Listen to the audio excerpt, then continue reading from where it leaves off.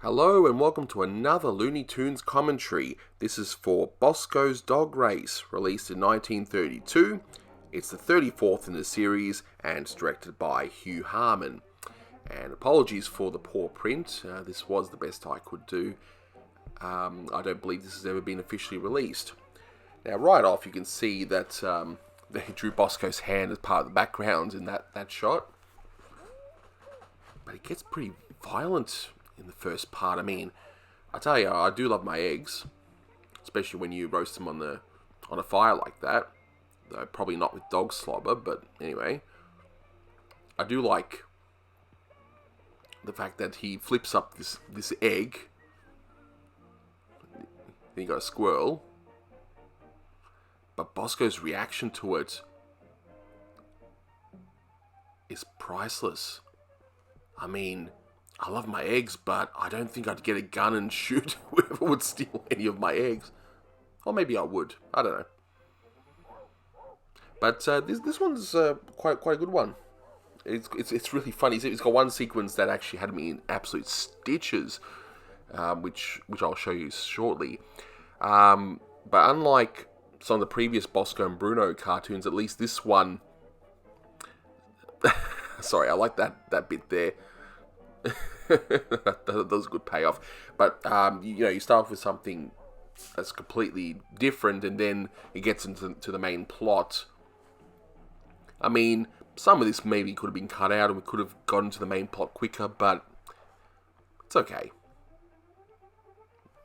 Why there's a chamber pot in there, I don't know. The dog's reaction says it all. But yeah. I guess if someone takes my eggs, I should just say, well, I'm just following what Bosko did.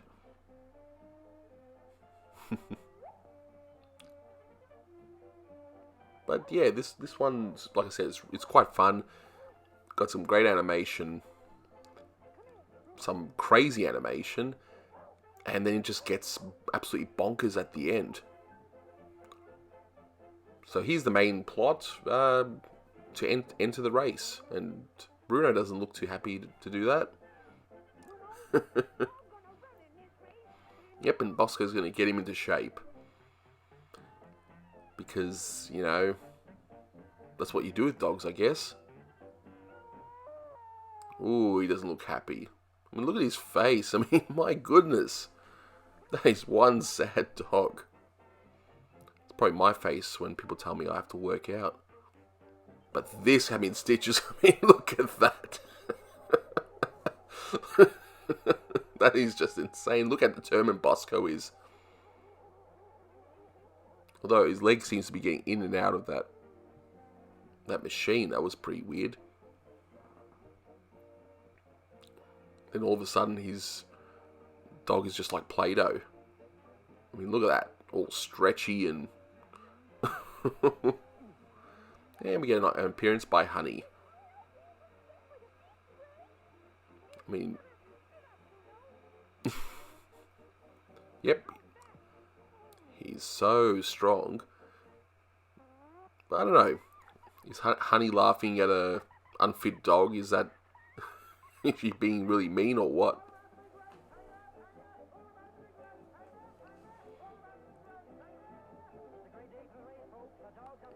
Just some generic background characters there. I mean, I suppose they could have done nothing. I mean, I know in some of the shorts in the 40s and 50s when they'll do a crowd scene, will just be blobs and whatnot representing the background. So, I guess here at least they made the effort. I mean, you're not going to expect hyper-realistic animation on background characters anyway, but look how many of the characters just repeat over and over as he's walking. It's one way to save on costs. But I love the animation on Bruno as he's running, just like a completely unfit dog that's running in this circuit. And look at all these other dogs. I mean, they this is not really a race for them.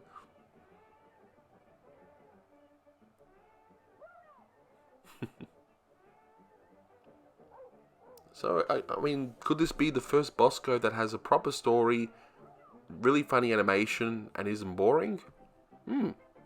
Could be. I do like this sausage dog. I mean, whoever would have thought that that dog would have had any chance? But look at Bruno's face. I mean, my goodness. It just shows me that the artists have actually really improved since the very beginning. So you're trying to figure out who animated some of these characters in these early cartoons is actually quite tricky. In later cartoons, that information is easily found, but these earlier ones, it's a bit more tricky. Now this is just mean. You know, another cartoon, you had Bruno being bitten by a fox, and now he's being stung by bees. I mean,